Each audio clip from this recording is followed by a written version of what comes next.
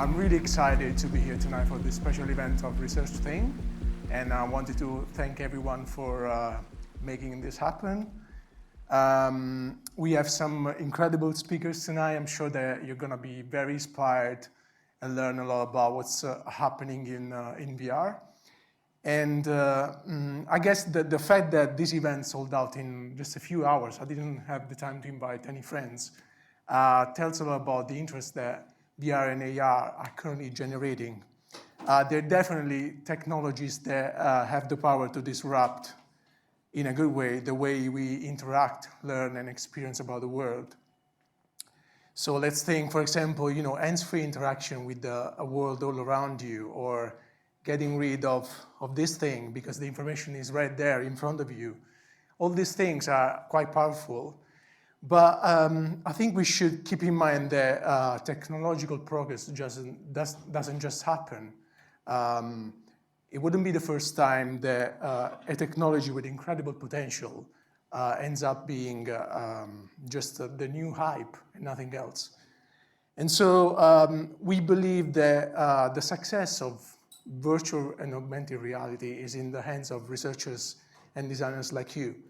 Because if we fail at creating products that are designed around human needs, it might take decades before VR and AR help make progress, help change the way we experience the world. Or worse, it might not even happen. And so, I'm really proud today to present to you 360. It's a project that I started with Philip. He's down there somewhere. And we started it to basically help companies create products for VR and AR that are designed around human needs. We set up, you might have seen a small demo area in the other room. Come see us and have a go at VR and enjoy the rest of the night. Thank you.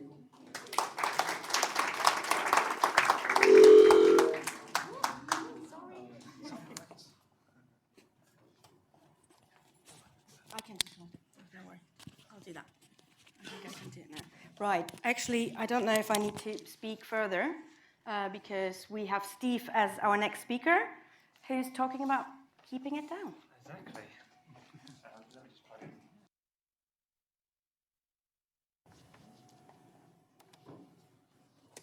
No big mic for me, unfortunately. I do, yes. Right, hi everyone, my name's Steve Bromley. I'm a user researcher. Today I'm here to talk to you about simulated sickness and how user researchers can help understand and minimize simulated sickness in virtual reality games and virtual reality experiences. First of all, a little bit about my background. So I was a researcher at PlayStation for 5 years. During that time, I led the research for some of their VR launch titles, including VR Worlds, which had the shark experience called The Deep and London Heist. I was also the lead researcher for Rush of Blood, which was a horror game that Sony made. Working with other researchers, including Cyril, who we're going to hear from later, I worked on other VR experiences, including Rigs, which is a first-person shooter, and the actual VR headset and setting it up in people's houses. However, 6 months ago now, I left PlayStation and I now lead the research team at Parliament. They're a really good team, doing lots of exciting stuff, but nothing on VR yet. So today, most of my experience will be talking about my experience from PlayStation and as a member of the games user research community. Which brings me on to video games. Like that, yes. So video games are an exciting medium. The reason I think they're an exciting medium is because they let you have experiences and do things that you couldn't really do in real life. For example, in video games, you can go into space, see amazing vistas and sights that you wouldn't be able to see otherwise, meet aliens, new cultures, and when you meet them, you can shoot them. Also in video games, you can perhaps go into a city in the skies and see what life would be like if a state from America had escaped and left the Union and formed its own utopian society around the ideas of Christian ideals and explore the philosophies of collectivism and individualism. And again, when you're there, you can shoot them.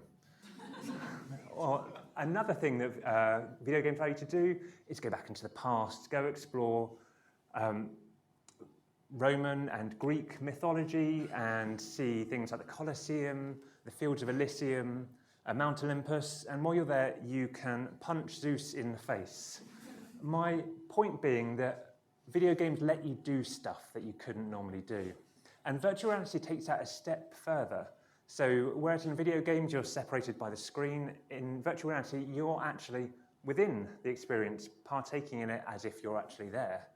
And when people started talking about virtual reality, this led to game studios to have lots of ideas about creativity and exploring new experiences. Again, perhaps finding ways that you can interact with the world without having to shoot people. And this was a really exciting time where people went away and came up with all sorts of crazy prototypes about what you could do in virtual reality.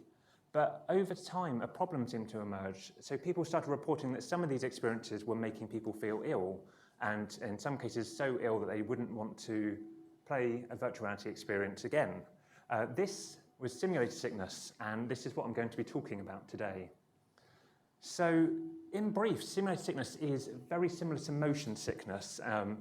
It's the feelings of nausea, of fatigue and headaches and dizziness, and it's caused, well, there are many academic theories about why it's caused, and we have some references at the end, but largely it's caused by simulated motion. So your eyes are telling your brain that we're moving, I can see stuff moving past me, and this is what it looks like when we're moving. And your brain has other ways of telling whether you're moving or not. For example, the ears can tell if you're moving, and the brain says, we're not moving, we're staying still. And this conflict is one of the reasons why people feel ill, because when your brain and your eyes are out of sync, bad things happen. So what can we do about simulated sickness? Luckily, this is a known problem, and people have, the army, a long time ago in the 90s, identified simulated sickness as occurring in their flight simulators that they were using to train pilots. They came up with a questionnaire, which they call the Simulated Sickness Questionnaire, which is a series of 16 symptoms, things like nausea or fatigue or stomach awareness, and each of them has a rating, so they can be rated on a scale from none, slight, moderate, or severe. This gives user researchers a tool that they can use to explore simulated sickness and measure it. So if you're making a virtual reality experience or game, the first thing you want to do is identify, is there a problem with your game? A way of doing that is doing a small study. So you could take 5 to 10 representative people. Again, representative is important, so you should think about who would be playing my experience. Is it a mobile experience that's someone's first VR experience, or is it a game that's for people who own a VR headset? And get them to fill out the questionnaire before they play. Some people might be feeling ill or come in feeling sick, and you want to measure that and eliminate it from your research. Then get them to play through a representative length of your game, again, or experience. Again, this depends on what you're making and what it is, and get them to fill out the questionnaire again. You can then calculate a sickness score, essentially, by taking each of those symptoms that we saw and converting the none, mild, slight, or severe to a 0 to 3 scale. You can add them all up and divide them across your sample, and you've got a rough idea about whether people are feeling sick, because you end up with a score. There's no great answer about what score is acceptable. If there are 16 symptoms, that's hopefully a potential score from 0 to 48. Again, there's no right answer. You're always going to get some people who feel sick regardless of the experience because of the medium of virtual reality, so your score's not going to be 0. Also, because you're asking people to fill out a questionnaire about sickness, they're going to naturally feel a bit sick or think about it more. So again, their score will not be 0. Perhaps a rule of thumb, and this isn't a scientific rule of thumb, is if you have a score between 0 and 10, that's probably fine. You can ignore it and chill out. If your score is somewhere under 30, perhaps there's something you can do about it, and some of the things we'll talk about today are ways that you can manage that. If your score is over 40, or over 30 rather, it's probably going to kill someone and you should give up and do something else. So by doing this, you can work out if there's a problem with your game or your experience. So if you, we're going back. There we go. If there is no problem, that's fine. You can chill out for the next 5 or 10 minutes and come back for Cyril and Laura's talk in a minute. If there is a problem, first of all, you have to ask yourself a question. The question you should ask yourself is, am I a large multinational company with almost infinite money, and VR is really important to us because we're trying to push it as a new medium, and we don't want kids to go and play it around their friend's house and have a bad time and then tell all their friends not to buy it. So we need to do a good job with this, and perhaps it's a way that we can recapture our former glory years. If yes, we can explore A/B testing, which I'll talk about in a second. If no, heuristic evaluation, again, we'll talk about that at the end. So for a minute, let's imagine we're Nintendo and talk about A/B testing. So A/B testing is a good tool that you can use both to find out what the problem is, because your game or experience has many things in and you don't know which bit has the problem. You can also use it once you've identified the problem to understand whether you're fixing it or not when you're making changes. However, we don't currently know what the problem is, and so the way to do this is science. So I'm sure everyone's familiar with A/B testing as an idea, the idea being that you have two similar experiences, you change a variable between them both and see and measure the effects and then see what impact that has. So for virtual reality, you could imagine, oh, we could change how the control works, for example, use a sickness questionnaire to measure the effect that has, and then work out whether changing the controls was the right thing or not to do to fix a sickness issue. It sounds really simple. Unfortunately, it's not. And at this bit, I have to thank Cyril for explaining very slowly in simple words many times to me why it wasn't quite this simple. There's plenty of reasons why it's not easy to do A/B testing. The first is that the score is subjective. So we've got the simulated sickness questionnaire and we're asking people to self-rate how much sickness they're feeling. Not everyone will consider the same amount of sickness being the same. What one person has as a mild headache might be a severe headache for someone else. So you're going to get some noise in the data from that. Also, people have different levels of tolerance to virtual reality, so it's not just the experience that's affecting what their score is. Some people will not feel sick on an experience that makes some other people feel sick. Also, unless you're making really severe changes, like, oh, should the game have movement in or should we stay still? The differences are likely to be very small, so the effect, it's very hard to measure the effects of the thing you're doing in the game. Also, because people can develop a tolerance to virtual reality and to these feelings of sickness, you're going to need new people each time, because otherwise that will bias your data by having people who have had prior VR experience when they try something else. What this means is you need a lot of participants. However, the problems don't stop there. Also, not many people own a virtual reality headset, so they're going to all have to come to you to do this research. Again, this means you need a lot of time to invite all these people to where you are, to play through the experience, and then measure the sickness for them. Also, the game or experience needs to be identical.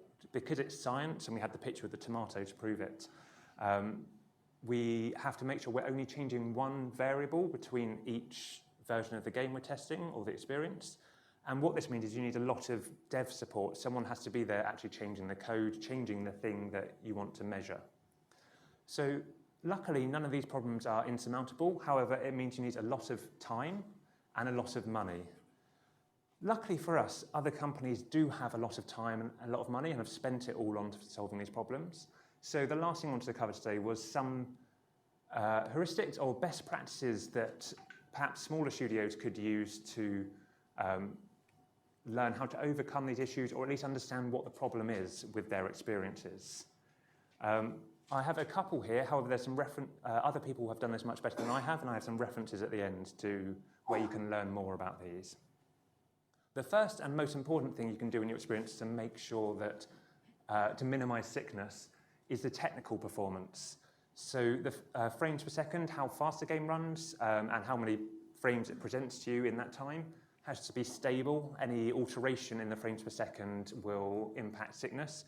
Also, it has to be very high. In a typical game experience, you're lucky to get 30 frames per second. For a virtual reality experience, not to make people feel sick, you want it to be at least 60 or close to 120. And the latency, how long the game and the experience takes to react to player movement, has to be very low as well.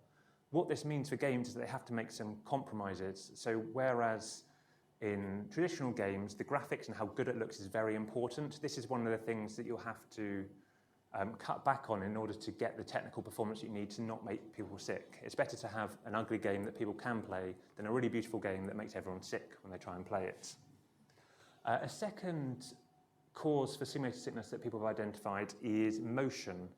So limiting motion is very important. As we saw earlier when we looked at what simulated sickness was, the act of your eyes interpreting what you're doing as motion is one of the main triggers for simulated sickness.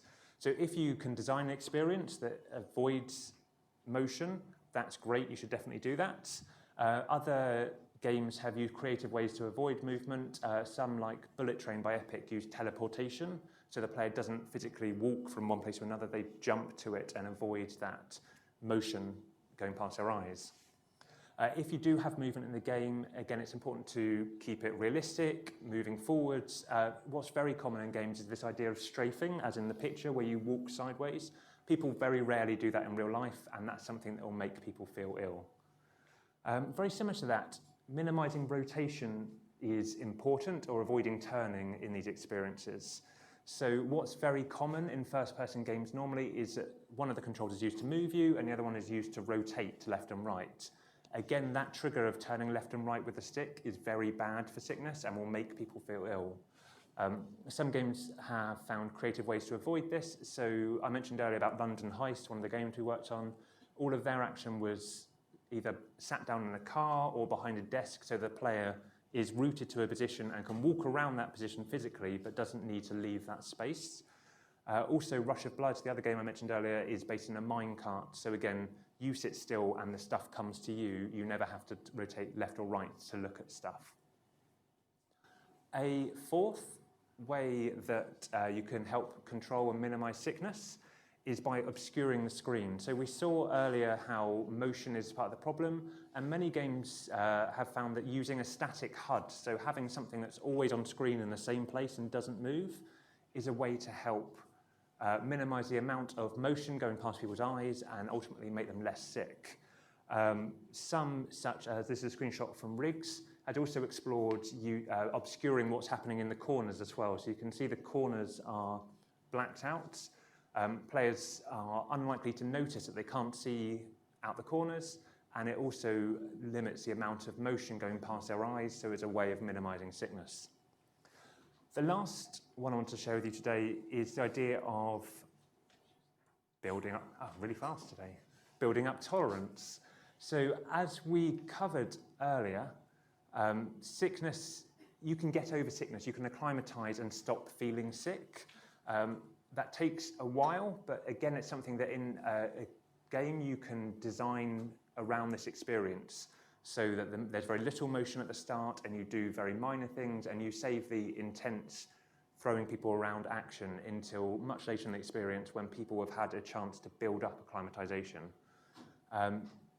There are some, it isn't as straightforward as that because acclimatization might take a long time to occur. It might not be something you can do within an experience, but the idea of a graded experience is probably a helpful way to help control and minimize sickness. So these were a couple of ways that people have explored controlling motion sickness in VR experiences. So as user researchers, this is something that we can use for heuristic evaluation to help identify where the causes might be in these experiences and help designers and the people making it to know what they can do to fix it. As far as I'm aware, there's not a definitive set of heuristics. However, lots of people have done some good work on this, and I wanted to let everyone know about some of it so you can go and learn more. So Ben Lewis Evans, who was at Player Research at the time, has done a talk and an article about the science behind simulated sickness, what causes it, and there's a number of different theories about why it occurs, and also some additional best practices about how to avoid it in your game. I'm aware these are hyperlinks, and that's really difficult in a presentation, so perhaps if you Google it, they'll turn up. Also, Laura, who we'll be hearing from later, did a good talk at the Games User Research Conference about her experience working on the game Eagle Flight and how they had to control sickness in developing that, and that's a really good example of some best practices about how to minimize and control sickness. The Oculus Rift guidelines, they've written some pages on how to control sickness. And again, that's a good place to look. I also have done a previous talk about user testing for VR games, and it's on my blog, so that has some additional guidance there as well. And that's everything. I think we've got plenty of time for questions, but thank you very much for your time today. Look at that. Cool. Did anyone have any questions? Please, I want to use this. Yes. So just speak in there. We probably have to repeat the question because the camera is not picking it up, but let's see how I do. Oh, there it goes. Hey. Hi. Hello. So when you were speaking about acclimatization, is that kind of like a tolerance that you kind of just then have, or does that kind of like wear off kind of after, say, if you haven't used it for a week, do you have to re-acclimatize? That's a really good question. So the question for the benefit of the camera was, does acclimatation wear off or is it permanent? The real answer is I don't know, and I think people haven't used VR enough to have a good answer to that. My hunch is that you do build up a tolerance that can last a significant amount of time. Like with other sorts of motion sickness, you can get used to going on a boat or driving in a car and then you're fine forevermore. However, I believe that there's not enough data yet for people to know that for sure, so it's just an assumption. Cool. Thanks. And there's Do a you want question to behind throw you. it somewhere else? Behind you? Hello, great talk, thank you. I'm interested if this kind of sickness is known to interact with any variables like age or sex or video game experience. So the question was, how does age or sex or gender, that kind of thing, affect sickness? I believe the answer is yes, and in Ben's article, he's got some really good information on what they have found correlates with it, because in the studies that the Army did in the 90s, they did look into this and learned some things. Off the top of my head, I don't know them. The one that stuck in my mind from the original studies done by the Army is exposure to the thing that you're doing, prior exposure to the thing being simulated is a significant indicator of whether you'll feel sick or not. So they found that, yes, in this context, they found that people who had flown a lot in real life felt more sick in the simulated version than people who had no idea what flying feels like. However, that doesn't exactly address your question, but I know that Ben does, so I'd start by looking there. Thanks.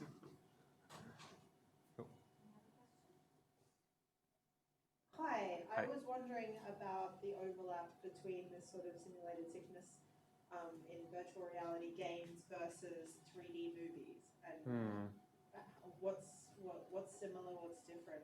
Okay, so the question was, how does simulated sickness relate to sickness to other experiences like 3D movies? Again, the truth is, I don't know. So I suspect that it's very similar things causing the sickness. With simulated sickness, it's the perception of motion even though you're not doing it, and I suspect that's a trigger for 3D movies as well, that your brain is saying, or your eyes are saying, we're moving and stuff is coming at us or past us, but the rest of your brain is saying it's not happening. So I'd suspect it's very similar, and perhaps if you're susceptible to one, you would be to the other, but I don't know for sure. Thanks. A question from Nick at the front here. Is there any other questions? There's one down the front here. When you speak specifically about designing experiences for virtual reality, when you're using the simulator sickness questionnaire, right? I know you use like a certain number of measures, but for example, a lot of virtual reality experiences, they aim to do a particular thing to you, especially like the ones you see on the street where you'll have somebody who just has their own VR set and they want you to go on a roller coaster ride. Yeah. Inherently, that's going to make you feel sick. Yes. And the SSQ obviously is going to pick up on stuff like that. So just my question is more around, if you are designing an experience that is supposed to invoke that kind of feeling in you, what is a good way to kind of differentiate between if your experience is making you sick or if it's your experience is working well in the fact that you want them to kind of feel something? That's a really good question. So the question, again, for the benefit of the camera, was some sickness you intend to occur, for example, in simulating a roller coaster ride, and some you don't want to happen.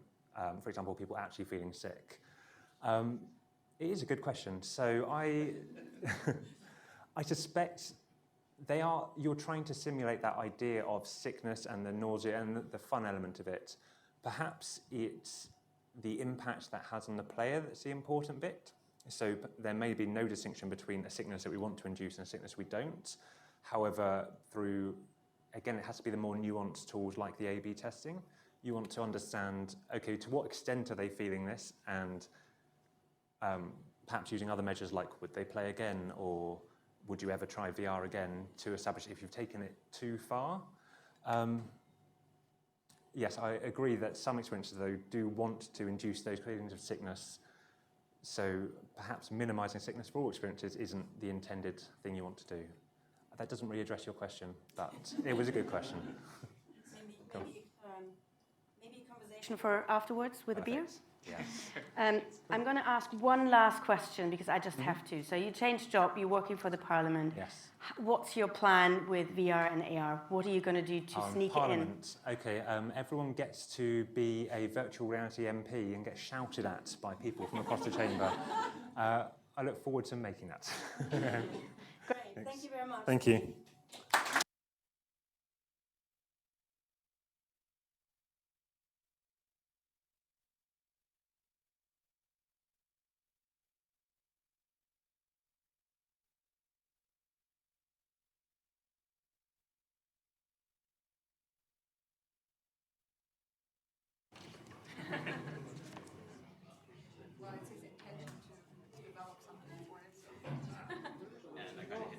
Yeah, you just need to turn it on. Yep. Brilliant. Welcome, Cyril and Laura. Thank you. I'll let you introduce yourself. Cool, in yeah. your talk. Thank you very much. So with Cyril and Laura, I'm going to tell you a little bit about, well, in general, running user research in VR, so games user research, really, and what we learn on PlayStation. So I'm Cyril, there, and so I've been working for PlayStation for 7 years, testing video games, so from Wipeout to Bloodborne, and more recently, obviously, a lot of VR games came up because we made the PlayStation VR headset, and also had the chance to work on the design of the headset itself, and with Steve on the instructions to put them together, all that kind of part of the experience. And before that, also worked on the design of the DualShock controller for the PlayStation 4. So that kind of thing I've been doing at PlayStation. And I'm Laura Gliber. I used to work a few years for Ubisoft before joining Cyril's team at Sony. And I was a lead on user research project like Eagle Flight, Werewolves Within, and Star Trek, and some early prototypes which are not disclosed yet. Secrets. And I had my hands on PSVR, HTC Vive, and Oculus Rift, and we have at Ubisoft a department working on VR for mobiles as well. Cool. So both companies are huge companies that can throw lots of money at research, apparently. They're quite different, though. PlayStation, what we make at PlayStation is hardware, really. That's where the money comes from. It's about selling PlayStations to people. But we also make video games. We have studios making video games just for the PlayStation, so hopefully people want to buy a PlayStation rather than something else. So that's what we gear towards, and we make those experiences for that. And obviously, when the PlayStation VR came out, the idea is like having lots of games as well, so people can, want to buy it and have some unique experiences there. And Ubisoft is more focused on developing games and developing games for different kind of platforms. So it's just different from Sony PlayStation. Yeah, in terms of studios at PlayStation, we have lots of studios making games, but there's 4 teams of user researchers over there. There's another team working on the UI of the platform itself, and we're kind of 5 to 10 researchers per country. Ubisoft has 11 labs in the world, so that's a lot of things to coordinate and do mirror testing between the different labs.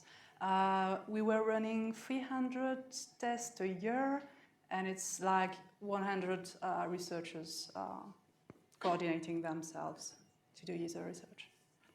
Yeah, another level. So yeah, the idea here today is just to go through the process of games user research and games user research with VR, and just go through that together and kind of compare how we've been doing it in the two different companies, and hopefully, if you want to do that yourself, kind of pick and choose what you like to do. So first thing is about the lab setup. How to set up a lab for VR. This is very important. There are a few things that I will say which are kind of obvious.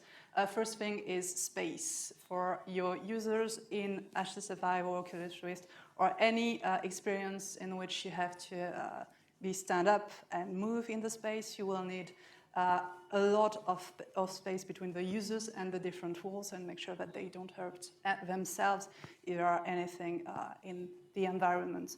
If you are testing on PSVR or more seated experience, make sure that there is also enough space between the user and the desk, because user may stand up and hurt themselves as well. So this is something to bear in mind. And maybe more unexpected one is space between the users as well. We had this kind of misfortunate experience with users who leaned toward each other, because the game could allow them to enter a private channel. But there were 16 players, and we weren't expecting that with the 16 players, they would lean towards each other. So no one is hurt, but they collided, so make sure that you have enough space between your users. Another thing is that you must make sure that nothing will occlude the motion trackers and the cameras. It does include the reflective surfaces, so one-way mirror is something that can hinder the motion trackers. And Steve told us about this, cyber sickness. Make sure that you are ready if someone is sick. Show the user the bathroom. Make sure that they know the access to it. If you have someone who has first-aid training, this is good. Or else you have sick bag or things like that you can keep. You never know. Yeah. Well, hopefully you don't want that to happen, so we'll talk about this as well. Yeah, really, we did the same PlayStation. That's actually our lab at Oxford Circus. And you can spot this guy there when it wasn't working for the current government. Anyway, yeah, we did. That's what we did. The only also thing we had to do is, usually we can put 10 people in our test lab, but because of the cameras, we're kind of picking each other, lots of helmets. We couldn't get as many people as we used to play the game together. So that's kind of small things you had to adjust. Those kind of things kind of obvious when you just do a pilot and like, does it work or not? But we still had people collide each other and that kind of thing. I totally forgot to tell you, swivel chairs, avoid it. Never. It's like being in a boat and getting seasick because of the movement. So if you can, just avoid it. In terms of recruiting users, usually use a vendor to recruit our participants. I don't know, probably lots of you do the same. So we send a screener to a database of people who are interested in playing games, who play games themselves, and we screen them in terms of what kind of people we're looking for. But we kind of did the same thing with VR. The only thing we added were things, once they kind of pre-screened, we asked the researcher to kind of advise them it would be about VR, and that could create some sickness if they're usually seasick, that kind of thing. Or that could also, depending on the game, if there could be vertigo or agoraphobia, that kind of thing, make them aware of it. And if they wanted to not participate, they wouldn't. When we got into making the kind of big A/B testing Steve was mentioning, then that kind of self-selection thing was becoming a problem, so we did it a bit differently. But most of the time, as long as people were good, the kind of gamers we wanted, we also wanted them to, not actually come in and have a horrible experience, unless that's what we're kind of testing, obviously. Yeah, that's basically it. And then, as usual, we start the sessions telling people that they can stop anytime because for any reason. So obviously you do that. We put even more emphasis on this without necessarily actually putting any emphasis that they may want to stop because they may get sick.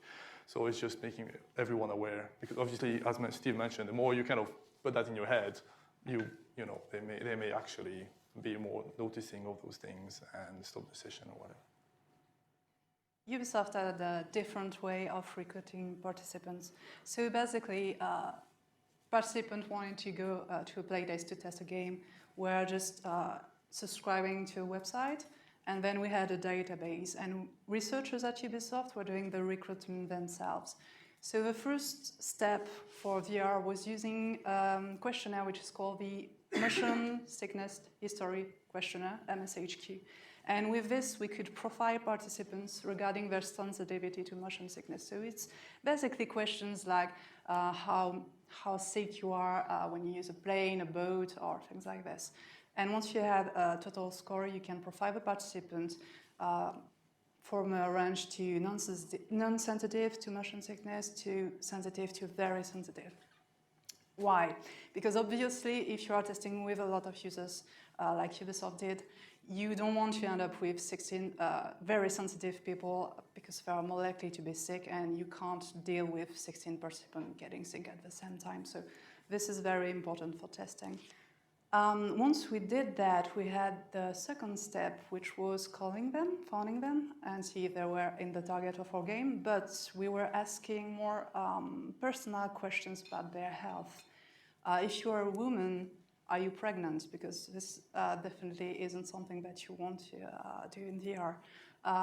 If you have a special treatment, if you have a pacemaker, all these things that are very important to check before letting someone using VR. We were checking also vision impairments, such as can you see 3D, and phobias. Agoraphobia is something that you might want to check for VR because it's very,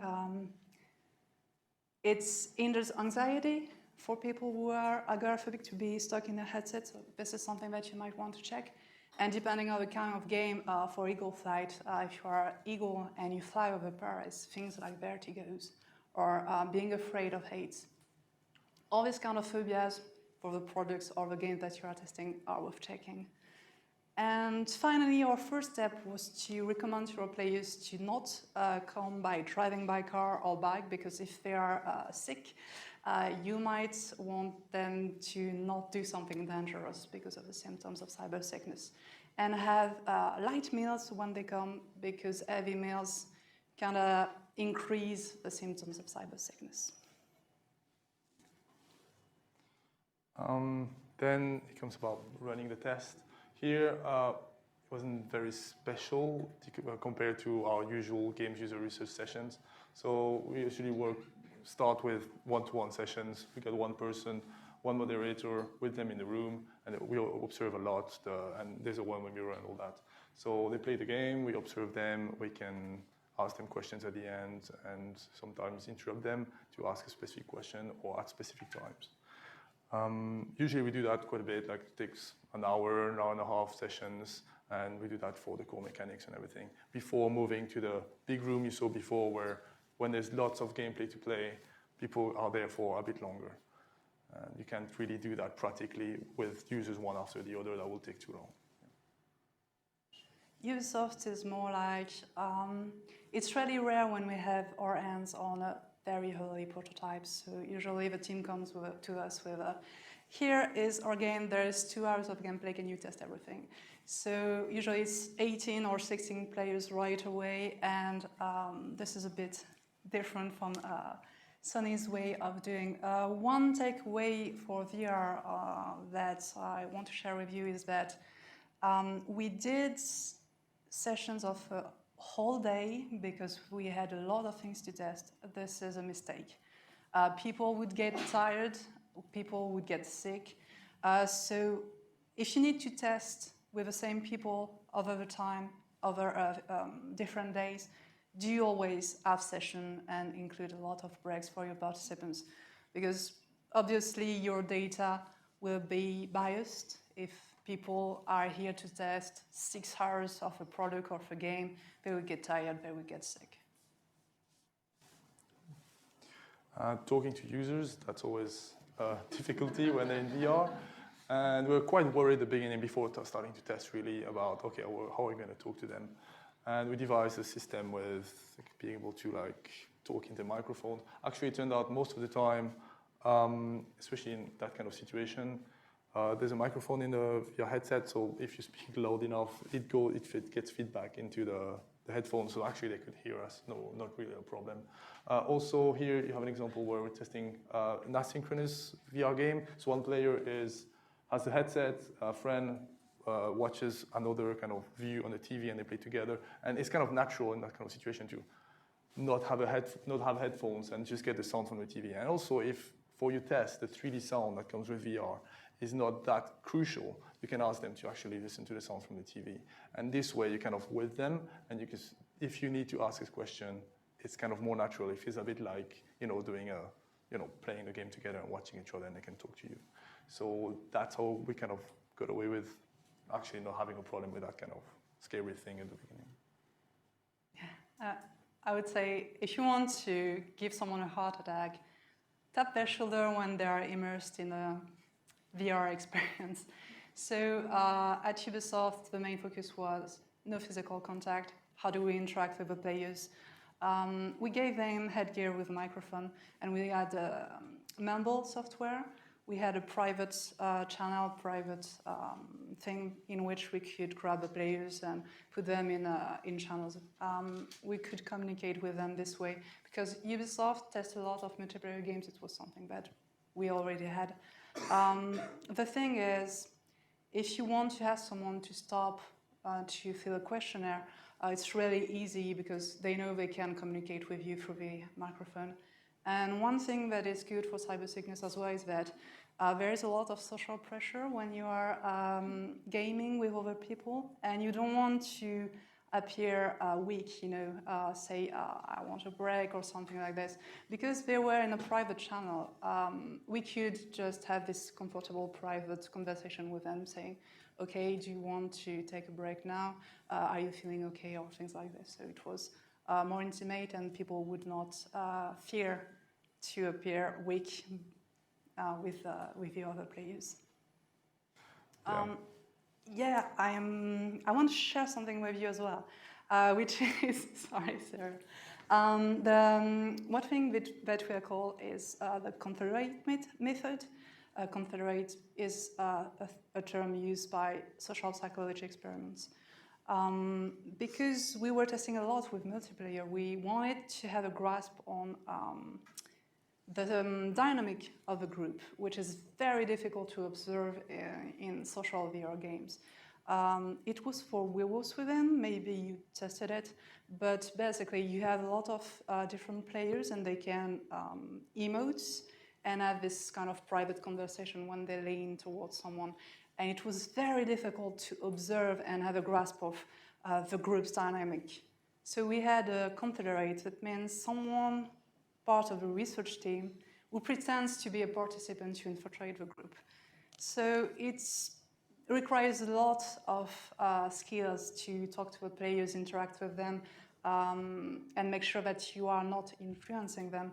But we did have a lot of good insights and grasp a better comprehension of how the group works, how the communication works in social VR thanks to this. And if you don't test for appeal, but you are testing for usability, you might want to do this and probe the participant. How did you do this? Oh, I saw that you used this. Can you explain me how you did? I want to try this feature as well. So things like this that can bring additional data. Nice. Yeah, you want to start on this one? Yeah, sure. Okay, participants' comfort. Steve talked a lot about it, so I won't talk too much about it. But she did mention the SSQ, and this is something that we used as well, simulator sickness questionnaire. We used this questionnaire to develop a tool which can monitor cyber sickness in live. So we had a threshold.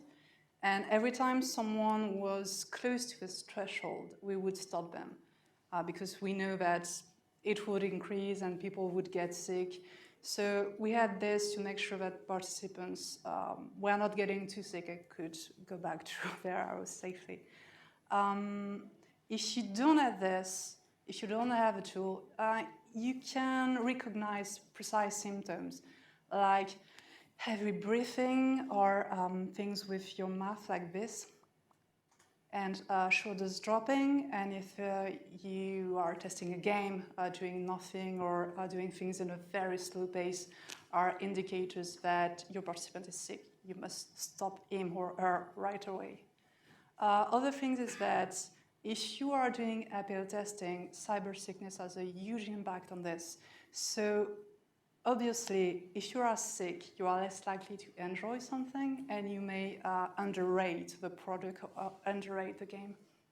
So in terms of reporting to the teams, we would always include the data on our participants on how much they were sick during the sessions, and if we think that it had an impact on their ratings. And we could triangulate that with telemetry or biometrics if we had this solution for the test. That's it. Yeah, our PlayStation, I think Steve mentioned most of the stuff. Just wanted to say, well, yeah, we had this crazy process where doing A/B testing to help a specific game try to hone down their level of sickness. So I won't get into too much detail there. One thing that indeed we observe quite, people playing video games, they kind of really immerse in there, really loving it. But if they start to feel a bit weird, they may try to grind their teeth and power through it. And that's usually what, just after they remove the headset, they're completely sweaty. That's a bit exaggerated, but honestly, it's very impressive. However, we didn't have that much of a problem like that testing in London because people take the tube home. But when you test it in other cities, we realized people were kind of going to go home using their car, and that's actually very dangerous to be. You have to suffer from that kind of symptoms. Actually, in the army, when they were testing simulator sickness in the 90s, they were forbidding people to drive a heavy machinery or fly again in the 24 hours after using a simulator. So they kind of took that really seriously. So it's just one thing to say about, this kind of stay with your users, so be responsible about what can happen. Okay, it's fine, I'm done. Cool. And that's basically everything I want to tell you about kind of how we kind of worked user research in games with VR and all that stuff. Cool. Any questions? Thank you. Okay, I'm starting with this one here. Sorry. Okay, so thank you for the presentation. It was very nice. I was curious, what are the kind of things you measure in this usability testing and this VR game? What is your metrics?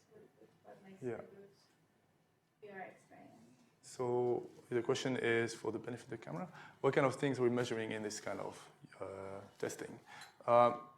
We don't actually do a lot of metrics specifically. It's all about, games user research in general, a lot of the time is, can people understand what they're supposed to do in the game? Can they then actually do it, perform it, even though they don't know what to do?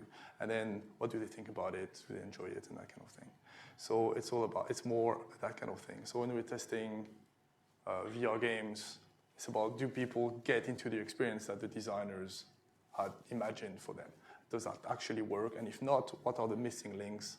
Is it kind of the communication about what to do in the game that's missing something and users don't pick up on that? Any barriers to actually enjoying and playing the game as intended. So it's more about finding those qualitative things rather than measuring. A lot of games companies, especially ours actually, a lot of the time you make a game, release it, hopefully it's good, but once it's released, it's kind of gone and we work on the next one. It's not like products that keep alive for years and years. So this kind of idea of measuring and tracking is not as powerful in those. There are things, but it's more telemetry for after launch. Yeah. Does that answer the question? Do you want to say something? I can give an example to illustrate what you're talking about, telemetry and measuring things eventually. I don't know if you ever tested Eagle Flight, but that's an example in a released game. Eagle Flight, you're an eagle and you have to do some kind of activity.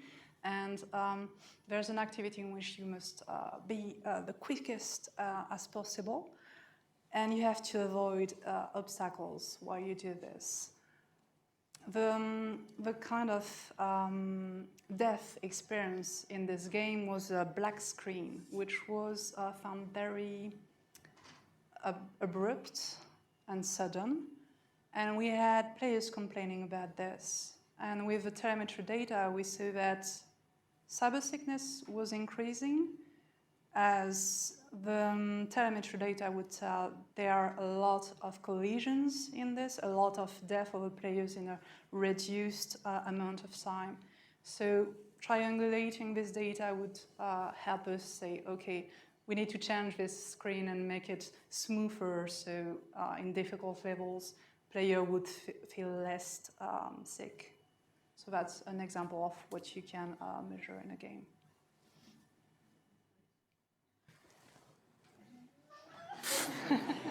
Sorry. I wanted to ask a question, but I didn't want to catch the box. Have you done any longitudinal studies with VR and gaming to see if there's any long-term impacts of kind of anxiety or depression after playing games for a long period of time? Did you? Do you want to repeat the question? Oh, yeah. Did we do any longitudinal long-term studies measuring the experience and if people start developing anxiety or keep being anxious over time and that kind of thing, right? Okay. We never did. Okay. We did a few, not in that sense, not that long. We did a couple of this A/B testing, sickness thing that Steve was talking about. We did a couple of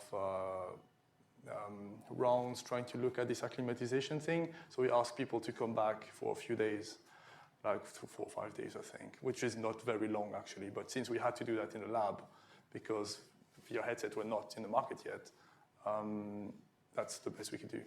And we got people to play every day and then come back the next day and see if they're getting a bit better. So we did a few things like this, and then we did a diary study at the launch of the headset.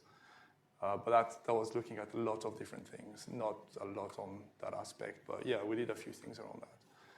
I'm not sure what details I can share, sorry. So maybe later. Hi, so my question goes back a bit to the first question. So you said it's mainly formative evaluation.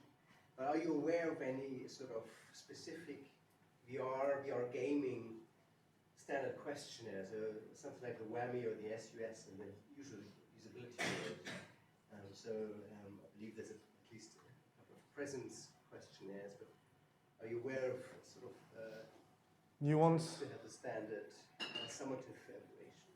So the question is about summative evaluations in games user research for VR. Are there some questionnaires that people are using beyond the SUS or presence? All those questions are very old, and I'm not aware of anything new. There's been a few attempts at questionnaires, more like in games user research, try to define the different aspect of the experiences, and because did you have fun is not good enough. So there's been a few academic questionnaires over there. We've not been using any of those because most of the time we've been focusing on the formative aspect, and because we're doing that, it's not the same kind of running the test if you're doing quantitative, and also because all the time people need to come to the lab to play those things. It's not like you cannot distribute those things. So it kind of limits the number of people we can test anyway. So to answer your question from my it was point of view, also about presence questionnaires. But Yeah. as far as I know, the issue with presence questionnaires that no one seemed to agree on how to define presence. So it doesn't look like scientific, reliable enough to be used yet. And I know a few people are investigating this, trying to do study on this, but so far not convinced about what I saw. So as far as I know, we don't use this. Happy with that? So I have a question related to the example you were saying, do not talk to someone while they are. But in reality, we live in environments that are quite, people are at home and they play at home and something may happen and they may be asked. Is anyone designing also for the way that the rest of the world can interact with the person? Another immersion may be disturbed, but the next silly thing that I will may hear is someone died because there was a fire and they didn't hear that, whatever. Just understanding. But the immersion is priority and health and safety at the moment is not considered because there is no concern. your question? So the question is about shouldn't poke people in VR, but are people kind of designing around this idea of social interaction and maybe poking people? Is that it? Sorry. allowing potentially, you are at home, you are a kid, you are 13 years old, you don't want your mom's bag, but actually your mom may say it's ready and you can't even hear because you have a headset. You're totally immersed in a world and nothing can disturb your. Okay, so yeah, what happens? So it's like might alert that something is happening outside that requires your attention and stuff like that. Okay, so because actually in the real world people will poke and talk to each other, what are we doing about it? Okay, thank you. So I mentioned on the PlayStation VR one, there's a microphone there. So if you speak close to someone, it's meant for the team speak and that kind of thing, but it actually picks up if you speak. And so you can actually hear people. And I have to say, I have been poking people during playtests. It's just, we don't do it because it's like not very nice. But if you advise them in advance, kind of, after the level, we'll have a chat kind of thing. They kind of wait, like, is that the right time? And then it's kind of okay, because you're not actually surprising them, But yeah, there are ways to do this. It's all about, in a way, I don't think people will actually probably not have a heart attack, hopefully, but it's just not, we put it there because it's not a nice thing to do to your users and during a playtest. Yeah.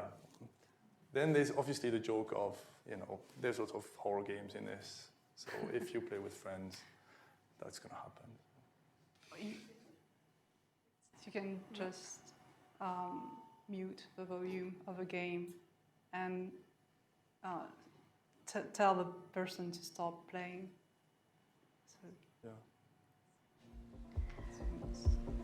Right, if there's no further question, I actually have a question for the audience. Thank you so much, guys.